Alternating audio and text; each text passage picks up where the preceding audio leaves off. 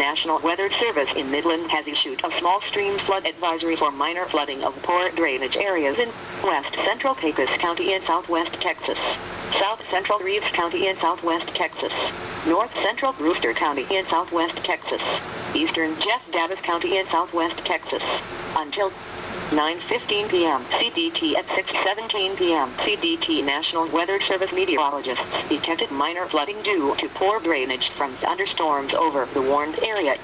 Do not drive your vehicle into areas where the water covers a roadway.